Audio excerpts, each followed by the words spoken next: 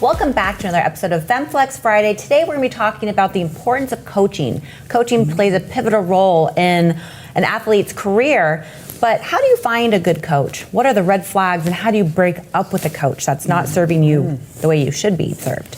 So I'm here with my co-hosts, Whitney Jones, Linda Murray, and Wendy Fortino, and we're going to be talking about this important topic. Before we go on, please be sure to like, subscribe, and comment below. So ladies, we're all in this industry. We've had coaches. A lot of us have coached before also. So what would you say are some important factors in finding a coach? How do people find a good coach? Wendy, let's start with you. Wendy. Well, you know, my story is kind of interesting because from day one when I first started, I was working with my husband. So I luckily didn't have to look very far, right? But I do know that, you know, as time has gone, you know, we have seen like this evolution in the sport happen where there have been so many coaches. So we're so inundated with, you know, with so many things available to us, right? Yeah. And I think that's good, right? Because here's the I'm going to just break down the positives first really fast. I feel like there's a wide range of athletes, right? You have athletes that are kind of like entry level, athletes that just want to maybe cross this off their bucket list to compete, and then you have athletes that are looking to get their pro card and go to the Olympia, right? Yeah, excel. And I do feel like the range of coaches kind of accommodates that. You don't necessarily need, a coach who is, training a bunch of Olympians if you're just trying to knock something off your bucket list. So I see a lot of athletes, they just want to knock something off their bucket list, and they go for the coach who has all the Olympians, right? And that's not necessarily what they would need, right? So I think it has a lot to do with what are your goals, right? What are you looking to do? Be real with yourself, be honest, be real. And if it's something that you really do want to pursue, maybe try to do a show, see if you enjoy the process, learn as much as you can, see if there's a coach locally who has a good reputation. Especially for beginners. Having a close by coach is important for beginners. Don't go necessarily for the creme de la creme if you're not sure what you want to do. Yeah. So that's kind of my, that. I'll just start with that. Whitney's like, no, you're going to shoot for the top. Yeah. I have a lot of ideas about this, but I'm just going to start with that and see where, I think some do. Oh, go ahead. I just say some do try to shoot for the top. Right. You know what I mean? And I think that's a great point. Right. I think for a full amateur, going for a coach that is at the top that might have a lot of Olympians, they might not be getting the attention or care that you could be getting from a smaller coach. So Whitney, what would you say are some things that an athlete should look for when they're looking for a coach? Well, I have to back up kind of what you said in the other end, because I think, especially in our industry, everyone's a coach. Yeah. You can be a trainer. That doesn't mean you're a contest prep coach. Right. So obviously shooting for the top, if you're a newbie, find someone that's middle of the road, but you need to check out their credentials. So how would you do that? So Instagram, social media, that's one of the easiest ways to learn about a coach's clientele. Obviously you want to find someone who's coaching your division. If you're a bikini athlete, you probably aren't going to have the best bodybuilder. Yeah, exactly. If they only coach male bodybuilders. But look at that athletes, whatever your body type is, find a coach who coaches athletes similar to your body type or the look you want to go for. Yeah. And then I say reach out to those clients. I always and not even just the first few, but go back. So a year ago and find out, are they still with them? Just, you got to do your research. But people, there's a lot of coaches out there who are trying to get their start and make some unfortunate mistakes, ruin metabolisms. They're just not well versed on how to coach contest prep athletes. Also, there's different styles. There's flexible dieting. There's which is more macro tracking. There's meal plan or the bro plan. And it really depends on the style that would work best for you. Right. So there's a big difference between trainer and coach. Yes. Yeah. Well, elaborate on that. Yeah, well, I think in my day, coaching, the word coach, I'm still not even used to that name, coach. So we had trainers, right? So mostly it was training partners. Right. I had a great training partner, so I had to look for a training partner. And then now with this phenomenon with the coaching, I used a coach not in my first 6 Olympias, but in the 90s I did not use a coach. Yeah. It wasn't super popular. Yeah. You did everything yourself? I did everything Nutrition, myself. Wow. Nutrition, Wow, that is everything. That's how most people did it. Everything myself. Yeah. And then in 2002, the only way I was able to really come back, I actually used Kim Shizevsky's husband, the woman that beat me. Yeah. She kicked my butt in 96 and 97. I don't think she kicked your butt, but she was. She beat you that day, but she didn't kick your butt. The sport was really changing in regards to like that coaching, that requirement, that last 2 weeks of prep, and the I was detail. totally clueless as far as the details. Right. So I actually got brave. Asked Kim, "Is it okay that your husband? Can I work with him?" And he worked with me the last. Now, did you guys compete together once he started coaching with you? She retired, so she was retired. So it was cool to like go in and ask her. So that's what, for me, that was a big part of my, without question, my success in my return in 2002. It's interesting how when I first started competing in 2013, it was actually kind of hard to find a coach. Like you had, like I was going online and there was coaches I found, and like it was just hard to find a coach. Now they're everywhere. It's pretty amazing. You know, you said something that made me think. Back when people were pretty much like learning their bodies and coaching themselves and stuff, coaches weren't really a thing, right? That actually is interesting because even a really experienced coach / trainer will, with a lot of years under their belt, with a lot of athletes, I feel like Matt and I, every time we have someone new, we are learning together, you know, the athlete and the coach. And I think a huge red flag is when you have a coach who, like, you know, spouts dogma, right? Like they are constantly like debunking other coaches. They're saying, my way is the way to do it. And they act like they know the exact way to do it. And a really good coach is, and to your point and how things used to go, is everybody's body is different. And you have to it's a collaboration. You and your coach are collaborating together, because maybe you come in saying, I want to try flexible dieting. And once you get going, maybe you have some limitations with the way your body's functioning, or maybe you have some allergies or some things. You might need to be able to, you know, move around and what you wanted to do, and you and your coach are learning together what works the best for you. And so that is huge, and that kind of goes back to the old school way of doing it, which as a coach who's experienced, you never feel like you know everything. You're learning. It's constantly learning. I think another big factor to look for is communication, how the coach and the athlete communicates, and it's also personality preferences, or what you're going to be feel more comfortable communicating with. Certain personality types are going to clash. It might be a great coach, but maybe it doesn't work for you. But the way a coach and an athlete can communicate is pivotal. And also, I think it takes at least one full prep from like when you start to finish in an off season to actually start to learn that athlete's body. I agree with that. I would say 2 to 3 is when you can start to really dial in and like understand. But I have a video for you guys. One to show.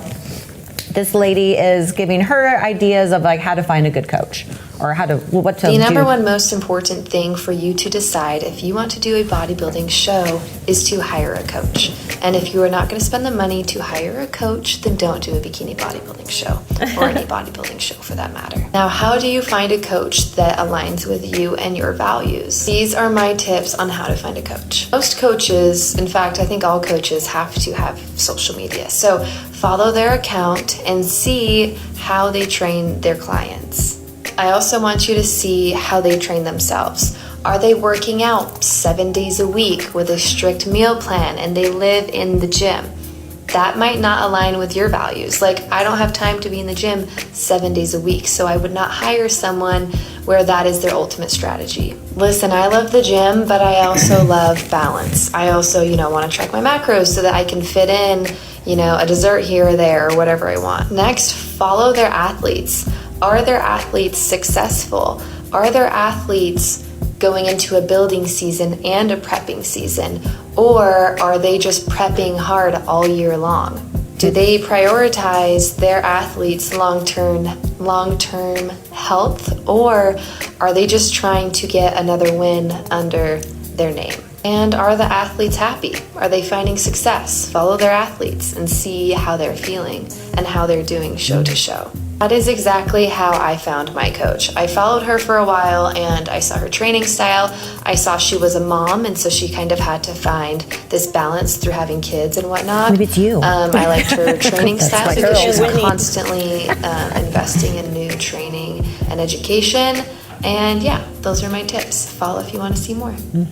That was solid. Yeah, That was good. solid. That was really good. Yeah. It was really solid. advice. Very Well, we can solid. end this episode. Yeah, thank you. So okay, I'm not pushing back on what she's saying. I'm actually, because it's always good to look at the advice and look at it from all the different perspectives, because this idea like the customer is always right is a great way to go, and we want to make sure that people are happy. But I will say that everybody's goals really are different, and in order to make sure that you are matching efforts, both the coach and the athlete. I've told you this before, but I truly believe that your commitment and your expectations have to align, right? Yeah. So if you have somebody who comes to you and they say they want to get their pro card, they want to go to the Olympia, they have like this laundry list of like really high level goals, right? But they say, but I'm only willing to I need to have my donut every day. Yeah. I only luck. want to work out at the gym 3 days a week. I really believe in balance. Da da da da da da da da. I don't want to have to go. And I'm like, well, I wish I had a magic wand, because if I had one, I probably would have waved it on myself a long time ago. Of course, I wouldn't, because I like hard work. But anyway, I digress. But so what you do is you say, okay, if you're willing to do this much work, then this is where your goals should be, right? And then if you are willing to do a little bit more, and of course, training smart is important. It's not just about training harder, but smarter. But with strategy and hard work, it still takes a lot of work. And you are going to have to, if you want to go to the Olympia, if you want to get your pro card, and if you want to go to the Olympia, you're going to have to be in the gym 7 days. Well, it's good to have long-term goals, Right. But it's important for the coach to say, okay, that's a great goal, Right. But let's do small steps. Let's focus on getting find out if it's their first time. Let's find out what Goal you look setting. like going through a full prep, and then let's focus on Right. trying to break top 5 and small steps. But you brought into a great segue for our next part. So we're going to take a quick commercial break. Don't go anywhere. We're going to talk about red flags next. Red flags. You diet down, train hard, and supplement smart for months. When the time comes to step on stage, don't leave your tan to chance. Go with the pros. Pro Tan. #1 worldwide since 1987 and the official sponsor of the Olympia for the last 15 years. Don't step on stage without it. Pro Tan. Welcome back, guys. So we're going to start talking about the red flags of coaching. What are you calling me? I'm a red flag. She's a red flag. You are very red. We're But before we go flagging. on, make sure to like, subscribe, comment below. So I've got a video for you She's called guys herself out. for the red flags, and then we can elaborate, because I know there's a lot we want to talk about here. Okay. See that toxic person? We're walking the other way. See that toxic person? And we're walking the other way. I can't really read that. Toxic person, walk the other way. Toxic person, walk the other way. We're just Toxic walking the other way, person, though. Walk the other way. Walk the other way. So what she was basically flashing were pushing supplements without explaining. The typical red flags that we're going to dive into right now. So what are some Wendy, I know you were wanting to jump into the red flags a little bit ago. So what are some red flags that an athlete would identify in a coach first? Okay, this is the #1. This is at the very, very top of the list, okay? If you're an athlete and you hire a coach that you think you're going to be working with, and they shuttle you off to somebody else, and you thought you were going to work with them, I would say that's the #1 red flag, because that is the saddest, most unfortunate situation that Matt and I have faced, is when somebody comes to us and they're so scared to work with another coach, but they really want to work with us, and we have to make sure that we, make them feel comfortable, make them feel better, because they tell us that they came from coaches in the past who they thought they were going to work with, and they ended up, getting shuttled off to like an assistant or whatever. I would say that to me is unethical.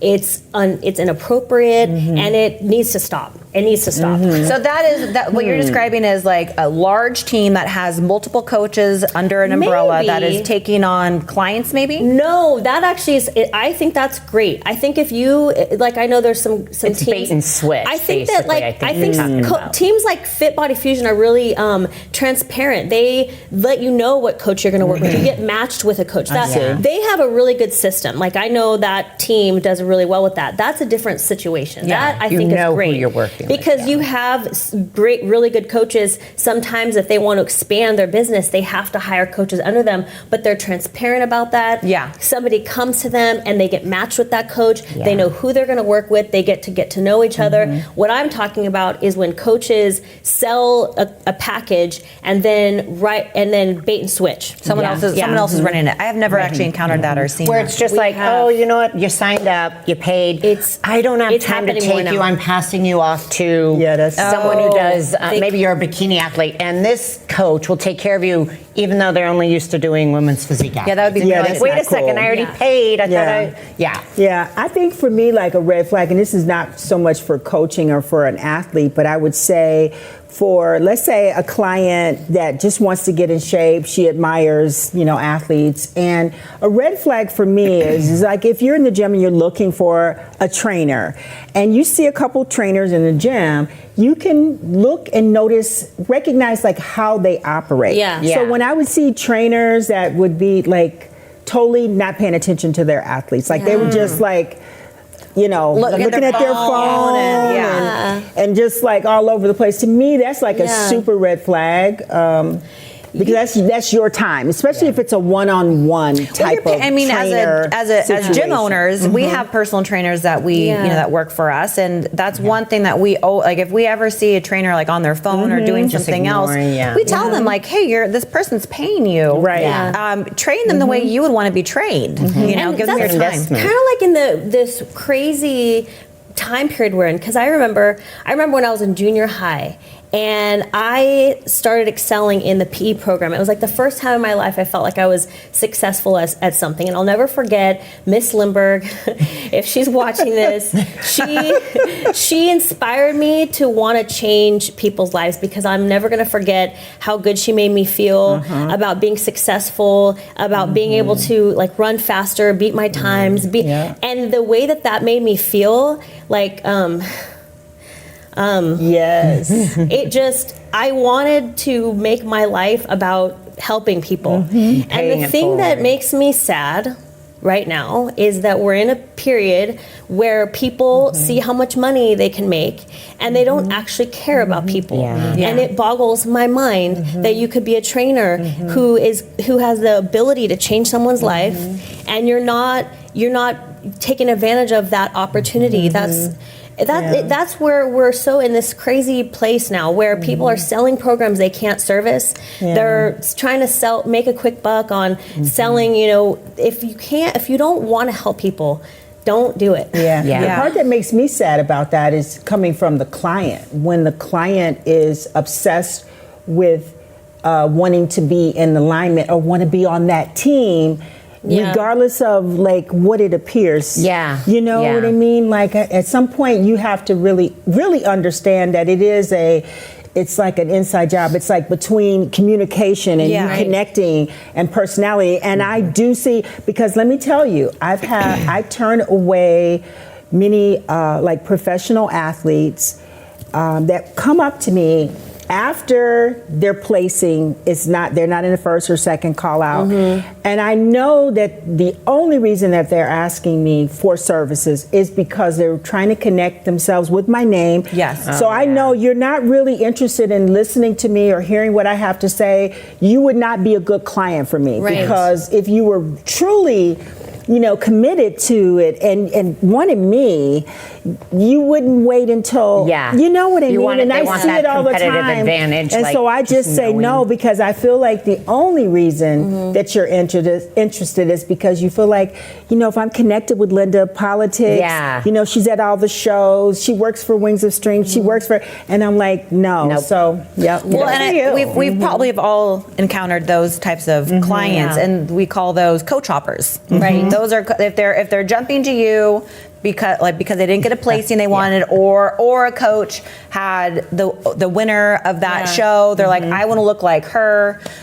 Or him, and they'll think that because if they go to that coach, they will also get the same results, and those are red flags for coaches. Well, and I think too, as a coach, I coach athletes myself. When new clients come in and they've left a coach, you always want to do those exploratory questions, like, so what happened? Because again, if there was a personality conflict, or if it was, the way that the coach talked to them, like, what are their expectations? We got to make sure, I always want to make sure that I'm setting them up to succeed, that we're not going to have that same problem. So if you did leave a coach, be honest up front, explain where the problem was, so that this coach, if it's going to be a good match, it should be an interview process. When you're talking to a coach that you're interviewing, and vice versa, you want to make sure you're a good match. I don't take everyone that reaches out. Again, because if it's not going to be successful for them, and it's going to be a struggle for me, then it's not worth your time. It's not. Two red flags I'm going to mention is one, a coach that is, this bugs me. This bugs me so much. I hate drama, but there are some coaches that will just share so much drama on their social medias and drag some of their athletes across the coals, and that, to me, it's like that would be such a turnoff to if I was on the team, or if I was considering that coach, I wouldn't want to be affiliated with that. So, and there are a lot of coaches that will just display drama, and I don't understand why they do that. But that, to me, that's a big red flag. You guys have seen that? Oh yeah, a little too much lately. There has been a lot of that lately. And then the other one is, as coaches, I'm sure seen protocols that athletes have come to us with, or have heard of, with these crazy supplement stacks that are crazy. And they don't even know what they're taking. It's like, I'm Googling, what is this? And I ask, and they won't even know either. It's like, if you're taking a supplement, over-the-counter, black, whatever, you better know what you're doing, why you're doing it, and be okay with it. Whether a coach tells you to or not, you have a choice. Yeah, I've seen some bikini athletes that have taken supplements that a bodybuilder would take. It's and you're in your 20s. What are you thinking? Maybe a red flag is if the coach is making a profit off of your purchasing supplements. That's not necessarily a bad thing. I'm not saying that's bad every time. What I'm saying is, make sure that you really figure out why they're connected with that supplement company. Do your research, because that's not always a bad thing. I'm not saying it's if a coach is making money off of you buying their supplements, then you're don't take the supplements. You know what I mean? I'm talking more black market. I totally know what you're talking about. Yes. To transition just a little bit, I want to go back to something you said, and it made me realize something that I have learned as a coach that I had to be aware of, and just to kind of transfer this over to any coaches that are watching that maybe want this piece of advice. As you guys know, I am a people pleaser. I didn't know can't that. Stand that. Wendy, I want everybody to like me, and it's hard sometimes. It's hard so much, and I don't want anyone to not like me. And it's you sometimes, and if you really care about people and you really want to impact their life, it can really be emotionally draining when you go through these roller coasters. Over the years, you have people that you feel like you're so connected with, and then out of nowhere, for reasons that you have no idea, they just decide they want to leave and they want to go somewhere else. And you have to be able to you have to know that when you put your head on your pillow every night, you are true to yourself, you believe in what you do, And people, sometimes you don't know exactly what's on their mind. You don't know what could be. I remember one time, Matt and I, we were at Masters Nationals, and we love going to that show because, you know, we've always had success there. We, you know, we do really well with the, like some of the older athletes. And I remember there was a woman that we were working with, and I felt so connected with her. And she was going into finals at Masters Nationals, and it looked like she was going to get her pro card. And she was just one spot short of her pro card. And I still was so excited for her. And I remember I waited outside, and leading up to the finals, it was like she was talking about how much she loved me and how much she loved it. And we were all just riding this like dopamine high, you know? And as soon as she was done, I could not find her. She left. She was so upset. And I never heard from her. And afterwards, she did like this whole like thanked everyone except for me and Matt, which I don't care. I don't need praise. Sure. You know, Right. but if you're handing it out. Yeah. if you're Don't handing forget it people. out, like, You were stoked when you thought you were in the top Yeah. two. right. Yeah. And so that really hurt me. I remember it really affected me. And that kind of stuff happens a lot. You know what I mean? So you and I have talked about this many times off air about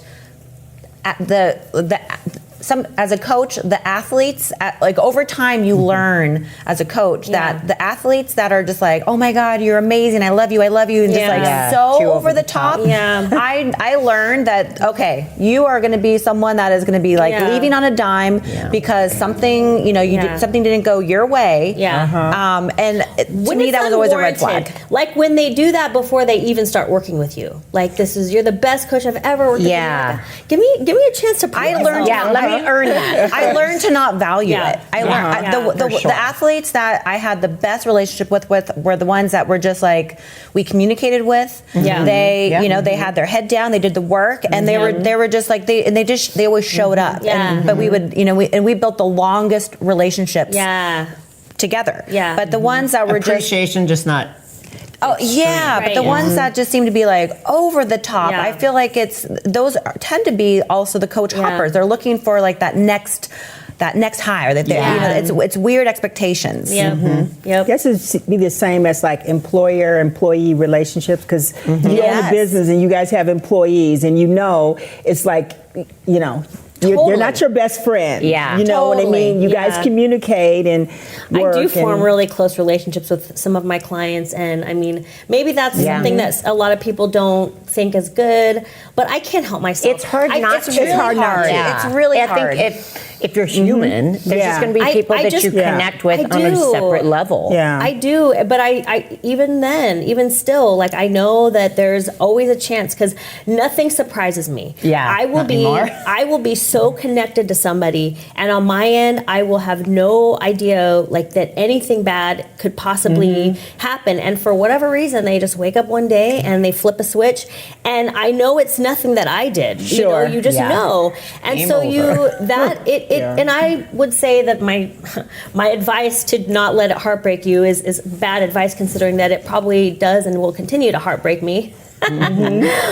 Because as much as I feel like you have to be aware that could happen, I also want to enter every situation untainted. I don't want to have a chip on my shoulder when I take on new clients, and I see that happening too with coaches. You see the way that they express themselves on social media, you could just feel that there's a chip on their shoulder. Oh, massive chip. You could tell. Well, let's save this because, again, another great segue. We're going to take a quick commercial break, and we're going to talk about how to break up with a coach. So don't go away.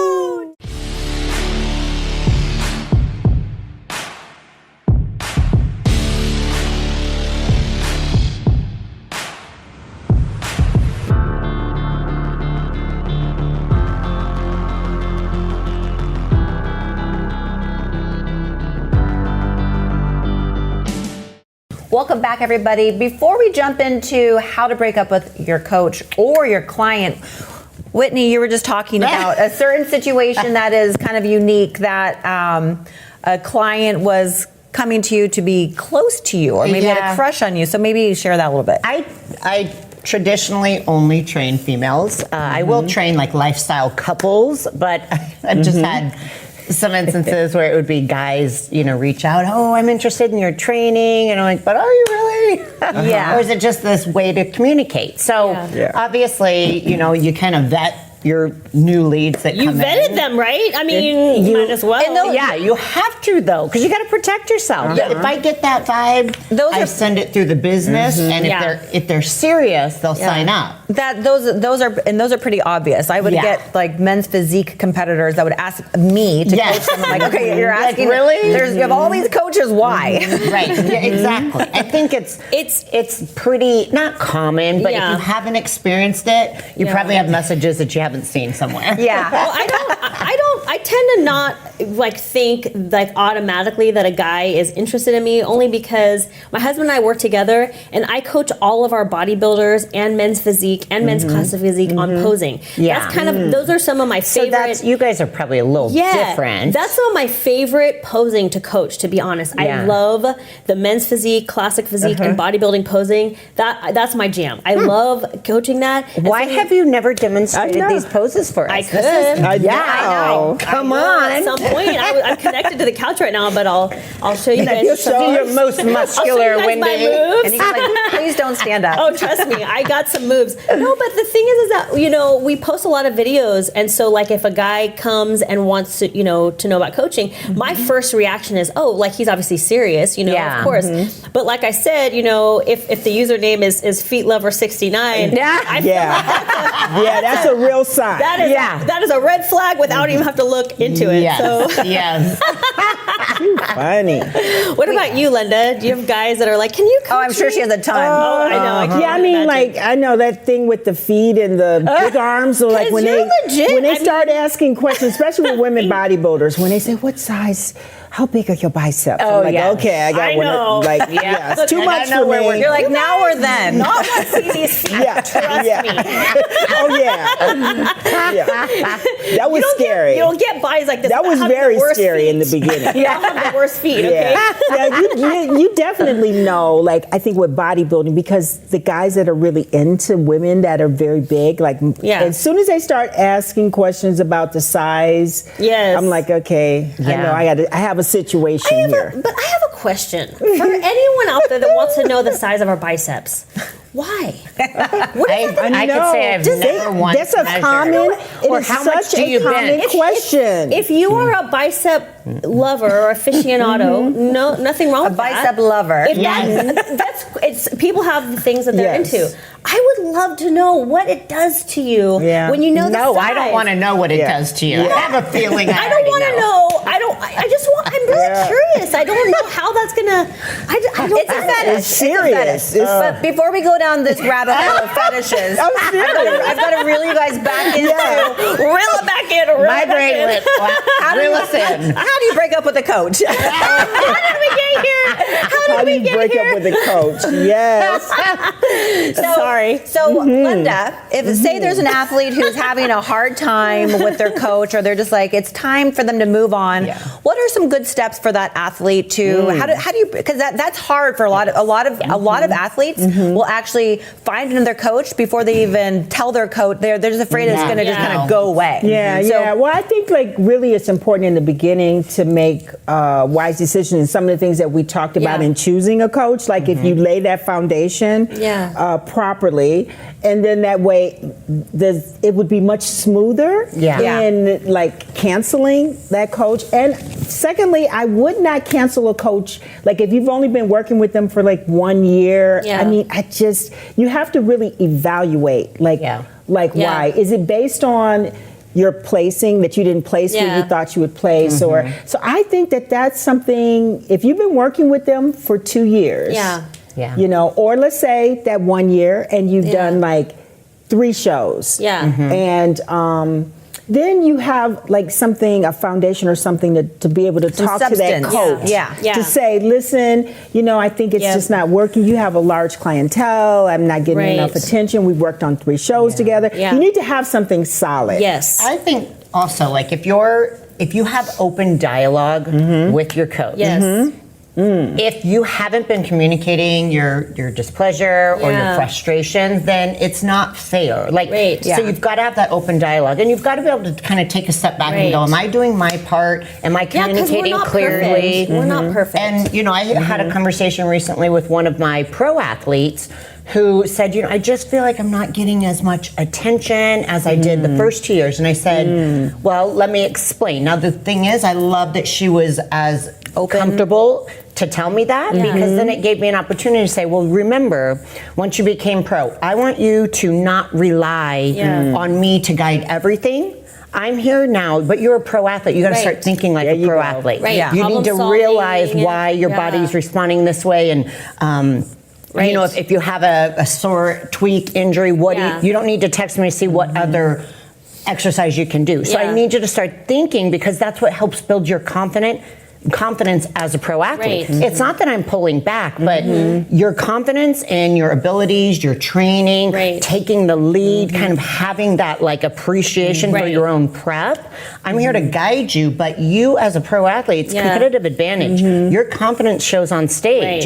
So if you're constantly needing me as your security blanket, you're not going to gain the confidence. That's a solid answer. Well, and they're going to be disappointed wherever they go, if that's the case, especially as a pro athlete. Well, that's solid. This is for athletes and for coaches, right? I feel like when you are amicable on leaving, it could be a really good thing, especially for beginners, because I think it is heartbreaking when a client comes to you and you know that you can help them get to the next level, and for whatever reason they feel like they want to go somewhere else. But what we have found is that when someone comes to us and they have their first experience with competing and they're with us, right? Sometimes with all of the inundation with social media and stuff, they might see someone or see a coach, they go, hey, I want to try that, And it's just how it is when somebody's brand new. They don't know any other experience except for the experience with you. So when they decide they want to go somewhere else, we are, at least on our end, unless they are, if they are just totally angry or whatever, we don't respond to that. We just let them go. But a lot of times they'll be really, really nice, and they're like, I want to try something else.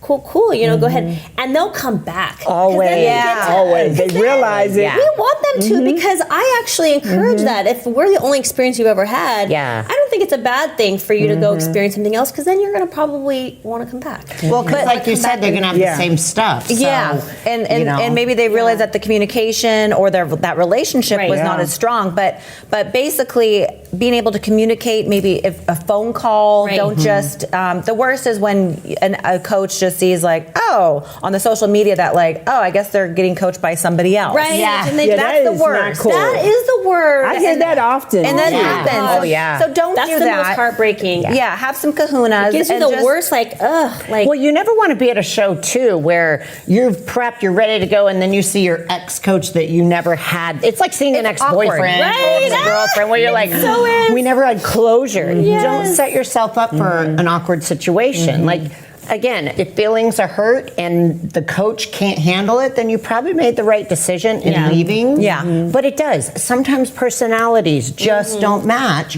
Or if it's, say, a client and they just didn't realize, I did have it kind of good. Yeah. And I was not appreciative, took it for granted. They come back. Leave the doors open, coaches. I would say the last thing, I think it's the worst decision to make to leave your coach.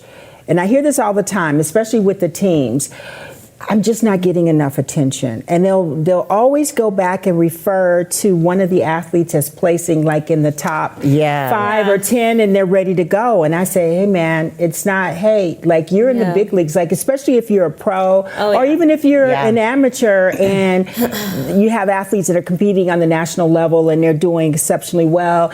And I hear that often, I'm leaving because she's not giving me enough attention. I'm like, hey, you're on a team, you're, that's not a reason to leave. Well, and that person very well probably joined that particular coach or team because they saw, you know, Miss Olympia or such and such was coached by this person. I want to look like that. Well, that can be, maybe you're not going to be handheld the whole entire way, but you're getting really great guidance. Now, what do you guys think about this? Okay, I believe in dreaming for the stars, right? You wanna think about the highest level that you could possibly obtain. However, there are times when we will help an athlete get to a certain level, and I just know in my heart that is the most they are probably going to ever accomplish. And you know that, and it's like it's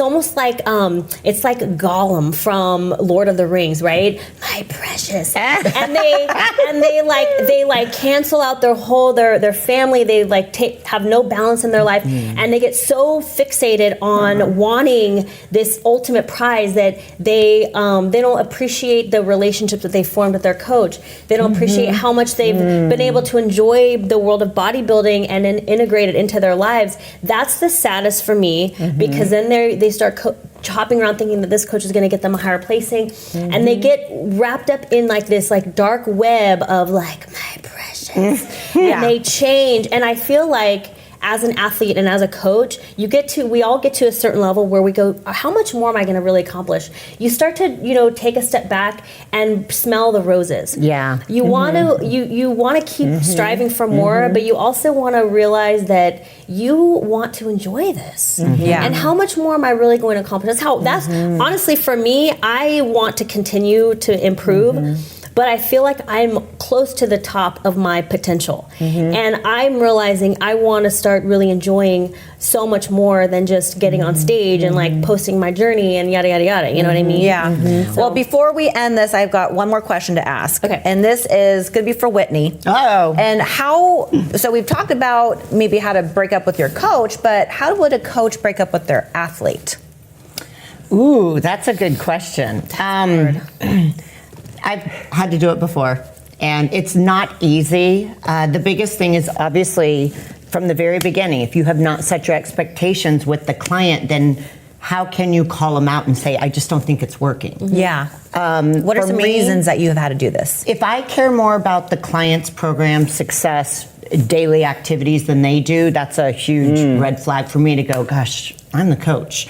You should care more than I do, because you're the one doing the work. You're the athlete. I'm an athlete. I have a coach, and I am a coach, and I coach athletes. So I know both sides, but they have to take accountability for their actions. Yeah. They have to own up to it. So for me, I set the expectations from my side. I ask them, what are they expecting? Yeah. That way, when things aren't meshing and we're on different paths, it's easy to say, look, I think you might have better success with another coach.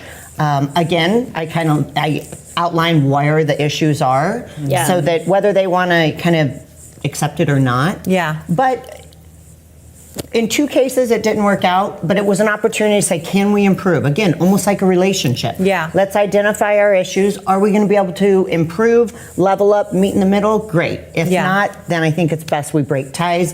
I wish you the best of luck. I'll cheer on for your success, but I think you might be a better fit with someone else. Yeah, that and also negative energy. I really think that there are some people that can poison the tribe. Yes, that is that. And it's like you gotta go. But lady, I know Wendy's gonna be like, unfortunately, I'm done. I'm done. The end of our episode.